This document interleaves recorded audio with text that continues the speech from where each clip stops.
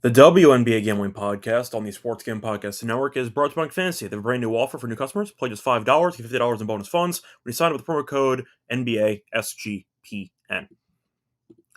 And welcome, everybody, to the WNBA Gambling Podcast here on the Sports Game Podcast Network. Going solo for this episode. Terrell told me that he could not make it, so instead of recording normal time at 11 a.m., decided to record solo because why not? The lines are out, the props are out, time to get into the action. We're going to break down all four games for the Thursday card. Before we get to that, though, a brief look at what happened on Tuesday and Wednesday. Ended up splitting. The Lock and Dog picks did lose the Sabrina under PA. The 4-point play didn't help in the final minute, but either way, she shot the ball horribly. Bunch of assists, though, so she went over her PA, but did end up winning the dog. Kinda. We had a reduced payout as we had Asia to go over her points with the Aces -2. The Aces got a stop. Unfortunately, the Mercury did not foul, and the Aces won by exactly 2. So instead of hitting a plus money play for the dog, got a reduced -120. But either way, point is still won the dog, I guess. So it could have been worse. But pretty fun, I'd say, collection of games there on Tuesday. The Liberty finally beat the Lynx as they won by 10. A nice job. Sabrina put the game on ice. Minnesota didn't go anywhere, hung around, but eventually Jonquil was too much as she had 22-10. Saw the Sun get a nice win as they coasted against the Mystics, courtesy of a very nice second quarter, where they outscored the Mystics 26-12. And you ended up seeing Nelson Adota, who had 15-9. Citron, though, had 19 points, but it was not enough as the Sun did win comfortably. I believe they had lost 13 straight in a row on the road, and they ended up snapping that streak. It's a nice job by the Sun to win a road game. The Storm finally won a game. They did not cover, though, as they ended up beating the Sky by 6. They were up by a ton, gave up 38 points in the fourth quarter. 38 points. Now, you could argue that it was basically garbage time because the Storm were going to win the game anyway, but that's insane, and the Sky did enough to backdoor the spread as they ended up covering, which I know Terrell and I did like. You saw Angel Reese come back. She had 19-7. Diggins Smith played well as she ended up having 24-6. So overall, a nice job by her. But the other game, you saw the Aces win an epic against the Dream as they were down, came back, and then eventually ended up seeing Asia hit the go-ahead shot as she had 32, 12, and 5.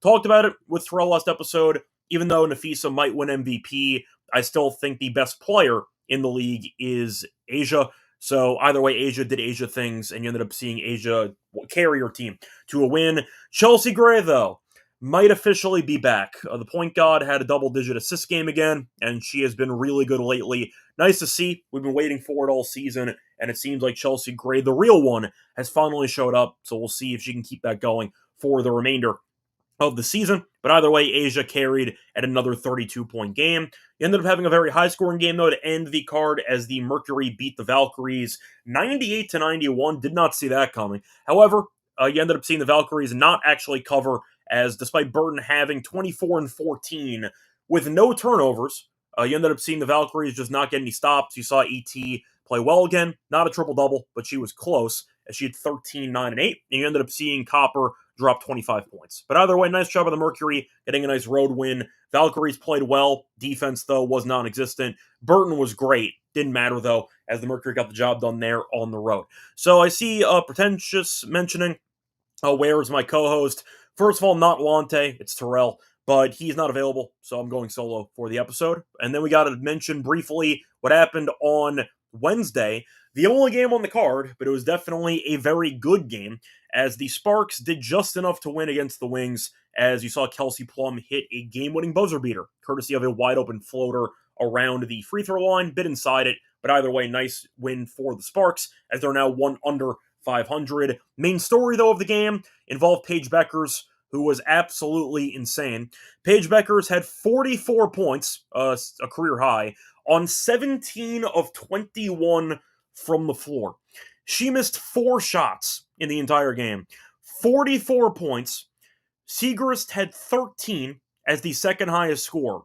They were the only 2 players to score in double digits on the entire Wings team.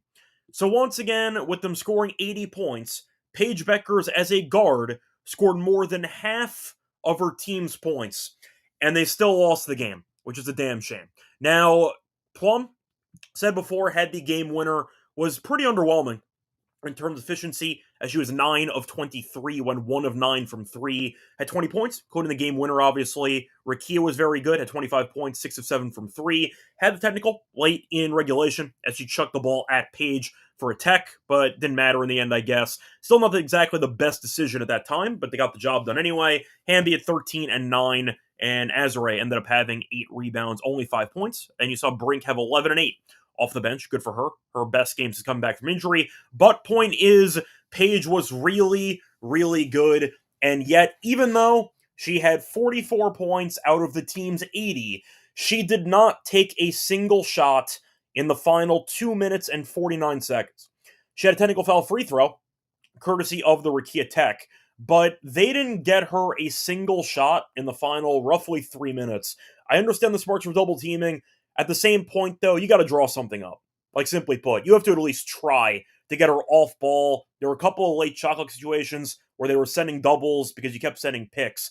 At some point, you got to let her ISO, or at least try to get something for Paige. Her not really touching the ball in the last 2 minutes was kind of insane. Yes, I understand Paige is also somewhat at fault because she had a couple of chances and chose to be selfless, chose to pass the ball to her teammates, who, spoiler, are not very good. Point is, though, Paige should have been more aggressive down the stretch, but I think the coaching staff should have told her to be more aggressive and told her to look for a shot more. And watching Hines Allen dribble the ball out of bounds in the final 2 minutes, watching a bunch of bricks unfold from her teammates, was painful to watch. It's one thing if Paige is going to end up missing those shots down the stretch. You can live with that, but at the same point, you have to at least acknowledge that Paige, for better or worse, should be going down with the ship, shooting the ball as much as possible. And the coaching staff should have designed some stuff for her, even when she was not on ball. But Paige having 44 points, missing 4 shots in the entire game, and not shooting in the final 2:49 cannot happen. Simply put, that cannot happen. Now, I see Pretentious asking who I'd rather have to build my franchise around, Paige or Caitlin. It's a really good question. Now, if we're talking from a business perspective, you take Caitlin because all the merchandise. From an actual basketball player perspective, I think it's really close. I'll put it that way. I think people would blindly say Caitlin just based on the actual hype. I think Paige is ridiculous, and I think that Arike has been holding her back all season. Yes, the team's not very good around her, so the record's not going to be great. Would I want Caitlin over Paige? I think I probably would take Caitlin, but to be honest, it's very close. I don't think there's really a wrong answer. For money, you would take Caitlin because of all the jersey sales. But if you're talking about winning a title, I think they're both clearly number one options from the guard position. I think I'd go Caitlin, but honestly, if you chose Paige, I would not really disagree with you either.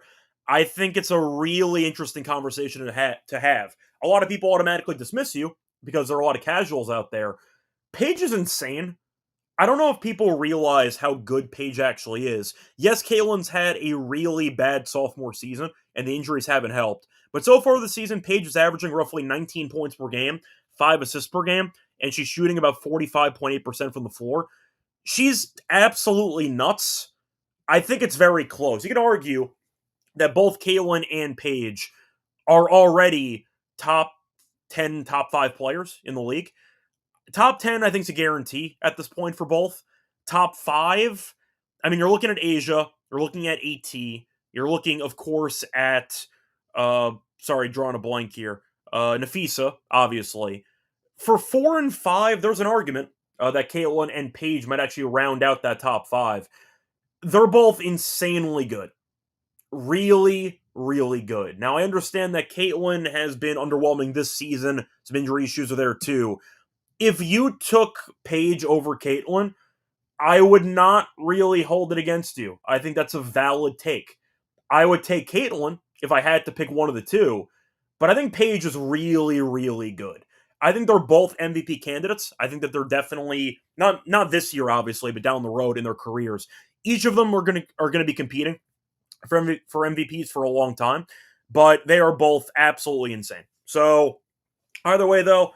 Point is, I see Bear asking about Arike. I've been anti Arike on the show for a long time. I think she's an absolute chucker, and I do think that Arike has talent, but the issue is when you're constantly hunting your own shot, you don't make your teammates better, and for better or worse, you go down with the ship. When the shot misses, it is quite ugly to watch her play. And the truth is, when Paige is easily the best player on the team, you want the ball in her hands more. And the ball's in Arike's hands a lot. Now, for the actual stats for Arike, which I go through almost every year, in her career, she's shooting 39% in her career. She's shot less than 40% from the floor in 3 straight seasons. So, once again, a lot of volume. This year, she cut down. She's only taken about 14 shots per game. But she took at least 17 shots per game in 3 straight seasons while shooting below 40.1% in all 3. I'm not an Arike fan at all. I think that she's a high volume, low efficiency player, which is not what I want on my team, personally. I get the talent is there. I'm not saying that she's a bad player in terms of talent, but I think she has a misunderstanding on where wins come from, and I think that she tries to hero ball way too much, which is just not an effective, I'd say, strategy for her skill set. I'll put it that way. I think that she falls into if you want the NBA comparison, if you want like the Jordan Poole type of comp, if you want to go for like a LaMelo Ball shot volume comp, 2 guys who I've been low on in the NBA pod, I think it's a fair comp. Looking at Jordan Poole and LaMelo crossing half court, knowing I'm shooting the ball in this possession, everyone get out of my way. That's the same vibe I get from Arike, and it's not pretty. I'll put it that way. So that's kind of where I'm at for this one. Anyway, point is, Paige had a monster game. They lost anyway. Classic wings, but we'll see what happens. They officially get eliminated from the playoffs. Same with the Sky. So the tanking begin officially, but either way, very fun solo game on the Wednesday card. Anyway, before we get into the actual games for the Thursday slate, a reminder that you could also sign up for the actual MyBookie, once again, website, because you can join to use MyBookie.ag to help bet on baseball, WNBA, golf, and of course football futures. You could also use, if applications, use crypto for deposits and payouts. And when you sign up, use the promo code SGPN for a 50% deposit match up to 1K. Terms and conditions, apply the G promo code SGPN. We're also brought to you by Rhythm because they have a lot of options for models for college football, for NFL, for baseball, for WNBA, you name it. The point is, you can use them especially for the NFL because it's actually happening sooner rather than later, and you're looking at the actual models. They give you player props, which have been very good over the years. So last year, they were great on Tyreek Hill props, 13-5. Josh Allen props were 15-8 on passing props. 23% ROI. Use it, though, for baseball, WNBA, golf, and, of course, college football. And a reminder, you can also build your model starting for week 1 of the NFL season right now. When you do end up signing up for your account, you can get a free trial for a week by using the promo link that we have. Go to the link, sportscampus.com Rhythm, to get your 7-day free trial. Welcome back, everyone, to the WNBA Gambling Podcast. Finished going through the recap of what happened in the last few days. Time to keep it going with the Thursday slate.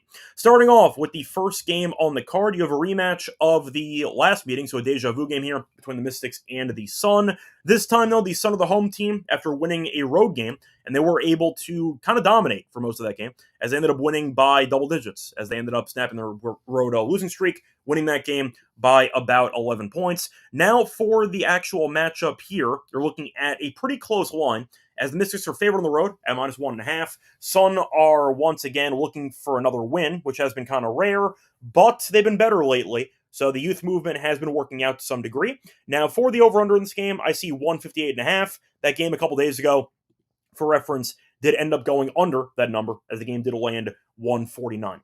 Now, for this matchup, you'd argue that for deja vu principles, the Mystics should be favored and they should win this game. However, I do think you're looking at a spot where the Sun have been better than, once again, expected, based on recent form. I think I am going to go Mystics, though, in this game. Maybe it's just deja vu principles, but I don't know if the Sun should be this close of a dog. The Mystics, at the end of the day, kind of no-showed the second quarter, couldn't come back. But I understand that the Sun defense has been better, as they have allowed less than 75 points in 3 of their last 4. I do think the under is where I'll look for this one. I think that you're looking at a Sun defense which has been better recently.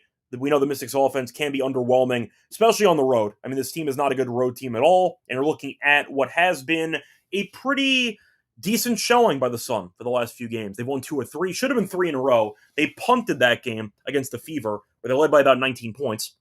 and they fumbled it because Kelsey Mitchell had 38 points. But I do think this total feels kind of high. I'll go with the under in this one. I think you're looking at what should be a physical game. I think you'll see some defensive adjustments from both sides. But the Sun defense has been quite underrated lately, and the Mystics offense has been bad on the road. To read off the actual scoring numbers for the Mystics in some of their road games recently, it's been okay. But in reality, the Sun defense I think is undervalued, and I do think that the 149 game in the first total sounds about right. And I do think you might see one of these teams struggle minimum. Give me the under in this game. I see somebody asking for the sound effects. So let me quickly just pull that up. Let me just quickly get it here. There we go.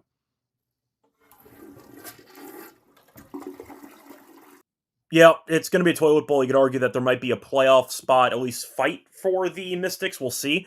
But for this game, I think I have to go with the under. I think it's appealing. I have some player props that I like. But for the game itself, I'm going to go Mystics, but I'm probably not going to bet the side. Instead, give me the under. I'll back the newly found form of the Sun defense. And for props, for this game, there have been two common themes recently. Citron, who's been very good scoring, has not done much in terms of rebounds and assists. Her number's at 6.5, minus 128. She has gone under this number in 9 of her last 10, and she has gone under in 2 of the 3 games against the Sun this season. In the last meeting, she ended up having 6. I like the under at 6.5. Not really her game. We know she's more of a scorer. I'm fine with that, but I think 6.5 rebounds and assists is pretty high. Give me the under at minus 128. I'll also go Shakira on her under 21.5 for her PR. Not been that good lately. She has had less than 21 PR in 7 straight. So you're looking at, once again, a number that feels pretty high. She has gone under this number in 4 straight against Connecticut, so every meeting this season, she has gone under as well. Think the line's pretty high for Shakira, and the fact is, with her and Kiki together, I do wonder how much usage she'll get by comparison. Kiki's been good lately, and I do think that Shakira might, I don't want to say take a back seat, but I think that her numbers are still a bit inflated, and Connecticut's defended her quite well for this number. So give me Shakira under her 21.5 PR at minus 130 as my second prop for this one. Do I want any overs for this one? I mean, Citron points is interesting because she has been really good lately, but I'm wondering if I want to go for anybody on the Sun that I could actually target here. I don't mind Tina Charles potentially, but I want to see her minutes recently because I do think her points make sense to be at 14.5, but I don't know if I actually want it. You know what I mean? Like, I feel like it's kind of about right. So, do I want anybody on the Sun for this game? I don't see many players being listed for the Sun, honestly. So, I see Mabry, who's been kind of up and down lately. Tina, I think, can be backable, but I think I'll pass on that too. Yeah, I don't see anybody else listed besides those 2 players. So for right now, give me Citron and give me, once again, Austin with the unders. Give me Citron under 6.5 RA. Give me Shakira under 21.5 PR as my 2 props for that game. Now, before we get into the other 3 games, a reminder, though, because I forgot to mention it before, that you can also check out the phrase that pays for SGPN, because they're doing a free giveaway, $1,000 Circa NFL Future Bet with the phrase that pays. Submit the entire phrase now at sportsgamble.com/phrase to once again get a chance to win a $1,000 free NFL Circa Future Bet. Anyway, moving on to the second game on the card, you have a match between the Sky and the Liberty. Liberty won a game finally against the Lynx. It was not easy, but they got the job done. Now they're favored by 14.5. The over-under is at 164.5. Now we know that Angel Reese came back, played well. They were getting blown out by the Storm anyway, and then eventually did come back to make the game somewhat competitive on the scoreboard, but still lost. They covered, though. Now, the Sky have been really bad on the road as they were 3-13. Liberty are 14-4 at home. They faced off twice this season. Not even close. The Liberty won both games by at least 19 points, but the last meeting was 2+ months ago, back on June 10th. So, with Reese coming back, do I think the Liberty are going to actually dominate, or do I think the Sky hang in there and maybe backdoor cover this?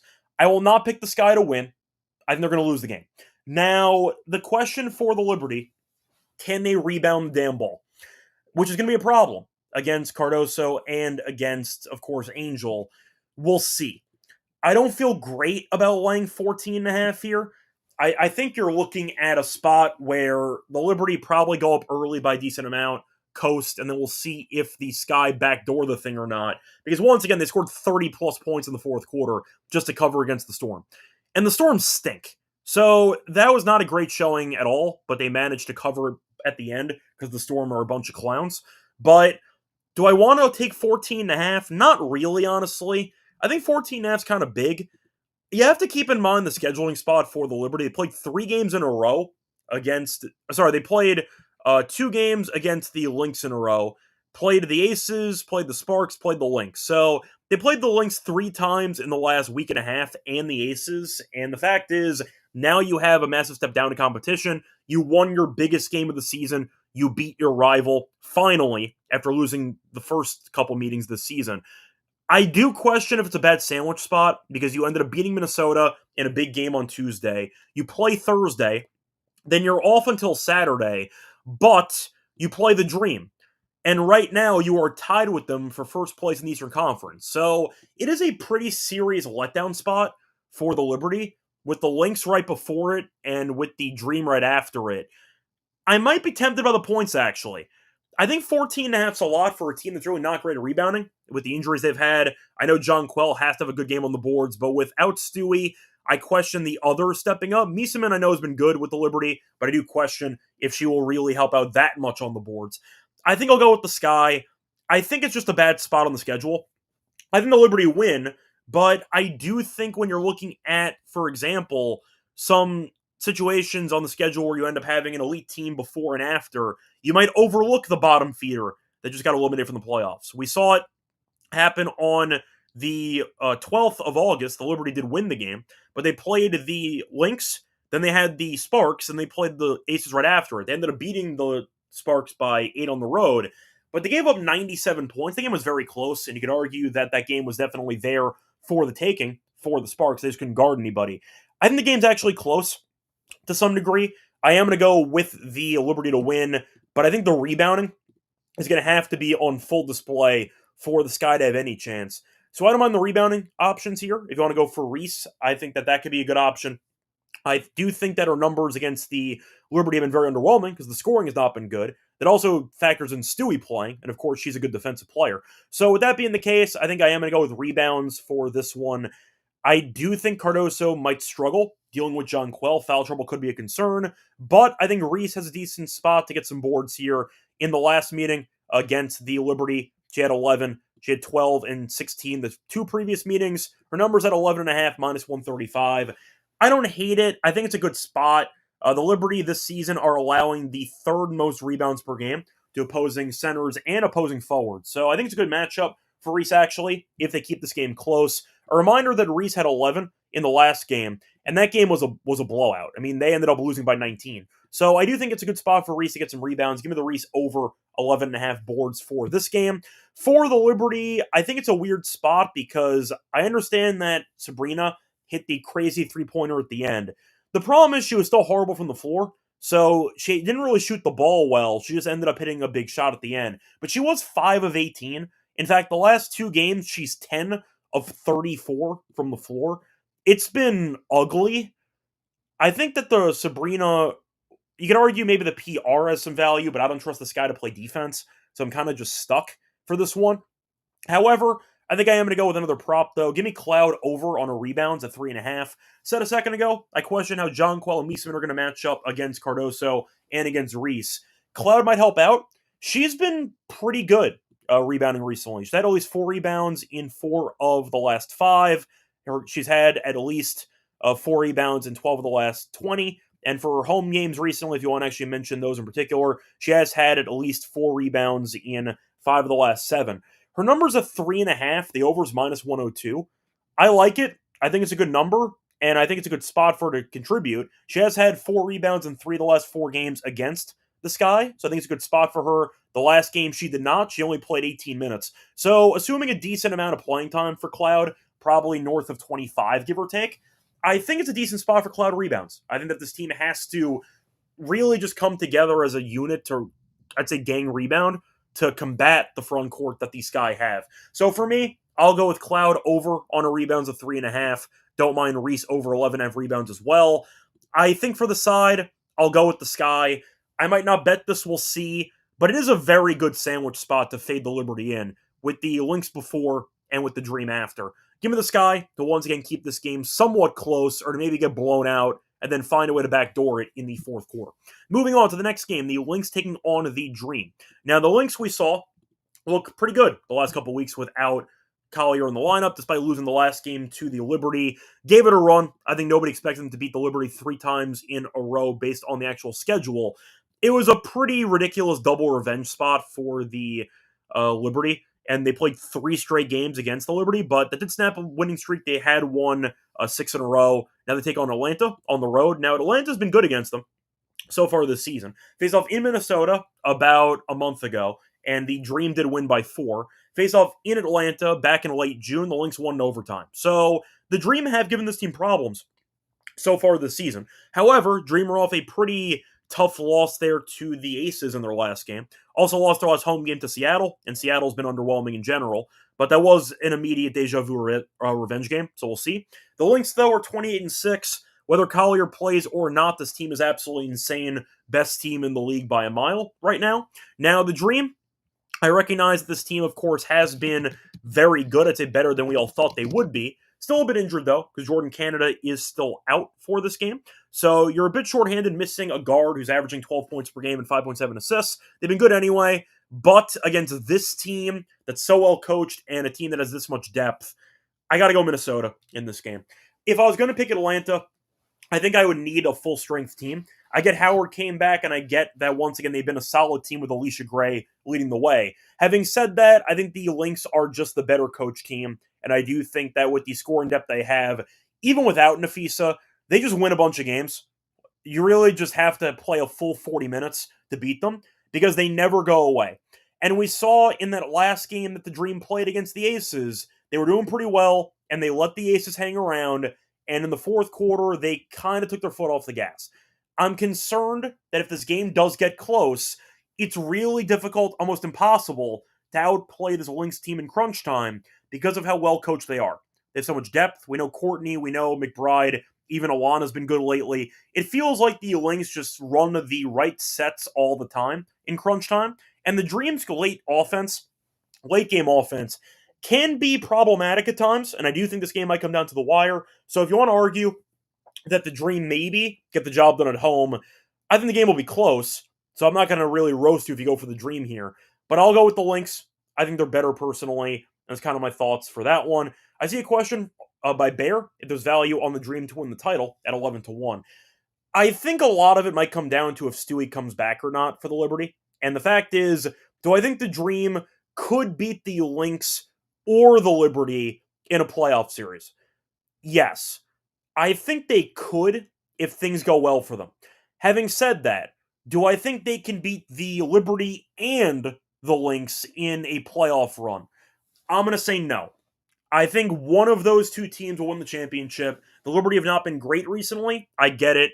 Brianna Stewart, former MVP, she's really, really good. It's a big deal that she's not there. You have her, you have Miesemann, you have, of course, John Quell, you have Sabrina. Sabrina's shot, though, has been a problem, and I've been mentioning this on the show for weeks, but still, I do think I would take them both over the Dream, but if the Dream ended up upsetting the Liberty in a playoff series, I would not be totally surprised. I would still pick the Lynx to win the whole thing, because they're this good and Collier hasn't come back yet, but I do think you could argue 11-1. They are easily the third best team. You could argue that they're the same tier as the Mercury. We'll see. Do I think there's value? I'm going to say no, because I don't think they're going to win the whole thing.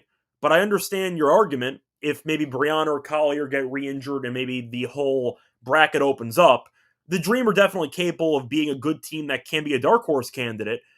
I wouldn't pick them to win, but I think they're the third best team in the league when healthy, because of course I have to include Nafisa and Stewie playing. So I think to answer your question, Bear, I'm going to say no, because I don't see them winning personally, but I get where your head's at. They're definitely a very good team.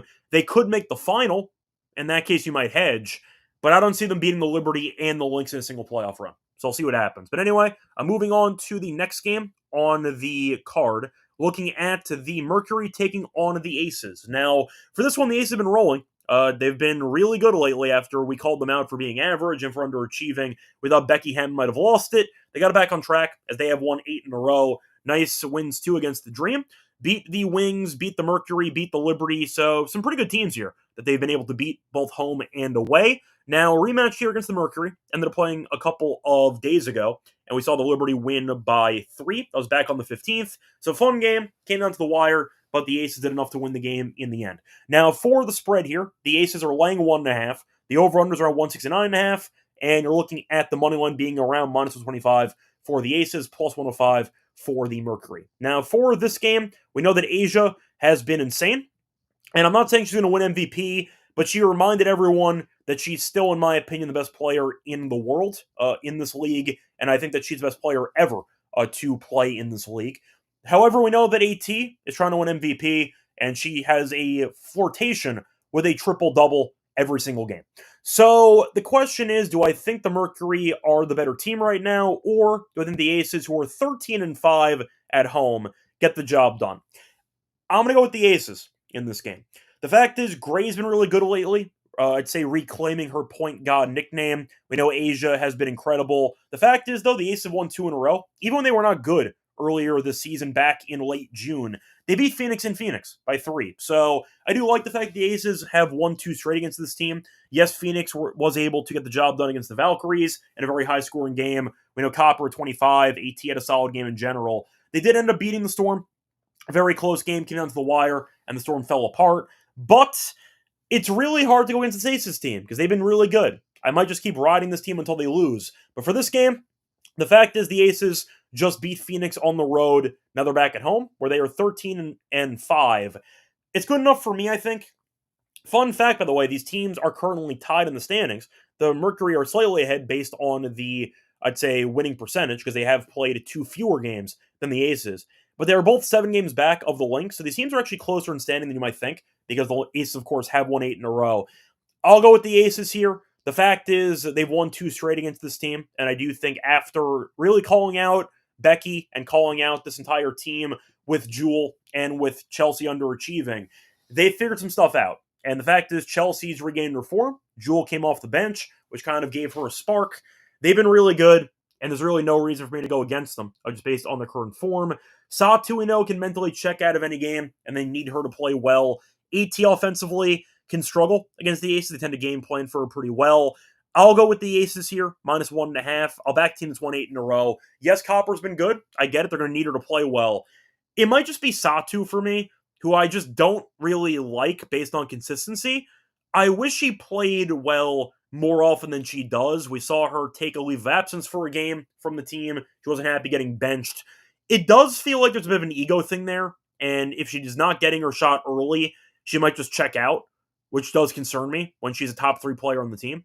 The Aces, though, at least have a hierarchy in place. It's Asia, then it's Chelsea. Of course, you have Jackie in there too. But the point is, I do think the Aces are starting to figure it out, and they have won 8 in a row. I'll back them at home here for this game. I'll back Asia to carry this team once again to a nice home win. Anyway, for the actual props for this game, you're looking at Asia, who has been moved to 24.5. Can't argue it, because she's been absolutely insane. Asia to lead the game in scoring, though, is minus 135. You know, I'm a fan of that, because Asia can drop 30 in any game. You're also looking at the Mercury, and we know that Copper could have a solid game. We know that AT can have the occasional 30. Mainly looking to pass, though, so AT I don't really view as being a threat for leading score in this game. Sa 2-0 can check out as well, been bad historically against the Aces, so I think for this one, give me Asia to lead the game in scoring at minus 135. Excuse me. I think it's definitely interesting, and I do think that Asia is the best player on the court. No offense to AT. So give me Asia to play well at home. For reference, on her points, by the way, 24.5. Minus 105, she has gone over this number in 6 of the last 7. She's been incredible. She has had at least, let me pull it up, at least 26 points in 4 straight against the Mercury. She had 30 in the last game in Phoenix about 6 days ago. Give me Asia over her points. I'm going to go back to Chelsea assists, though. It's at 5.5 again. It was plus money last game. She had 11. She's had 9 plus in 3 straight.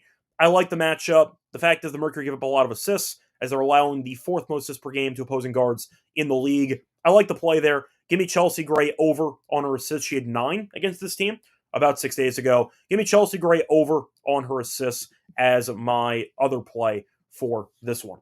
So anyway, that is going to wrap it up for all the games on the card. Time to move on into the Lock and Dog picks. For that, the reminder, they're brought to you by our sponsor, which is once again Circa, because they're hosting three of the biggest football contests of the upcoming NFL season. They have Circa Million, Circa Survivor, and Circa Undecimo. Over $20 million guaranteed prizes. And a reminder, you can also hang out at SGPN right now at Circa Contest Weekend from the 21st, 23rd of August. For an amazing weekend, including live shows at open bars. Plus, get a nice discount, 15% off your stay at Circa with the code SGP15. And a reminder, comes open to everyone. Sign up at Avada, click render with our proxy service. Use footballcontest.com. Use code SGP. $50 off your proxy fees. We're also brought to you by Underdog Fantasy because we're Best Mania happening all summer long. If you want to try out a new format for Underdog, once again, fantasy football, check that out because there's $50 million in prizes up for grabs, who in first place. There's no waiver wire, no trades. And a reminder that you can also use Underdog Pick'em. If you want to do an entry, you want to 500 times your entry. A reminder though, when you do sign up for a new account, use their new promo deal, which is playing just $5, get $50 bonus funds when you sign up with the promo code NBA SGPN. Welcome back, everyone, to the WNBA Gambling Podcast. Finished going through the games for the Thursday card. Time to move on into the lock and dog picks for the show. Now, for the lock, I thought about going with the aces, but do I want to throw Asia in there instead? Because I could save that as a dog and just run back what I did in the last episode. I might do that, but I'm wondering if there's another prop that I'm really tempted by for this one. I also thought about Chelsea Gray assists, honestly, so there's actually a couple of things I could go with for this game. You know what? I think I'm going to double down on the Aces game, because I can. Give me Asia to lead the game in scoring again at minus 135.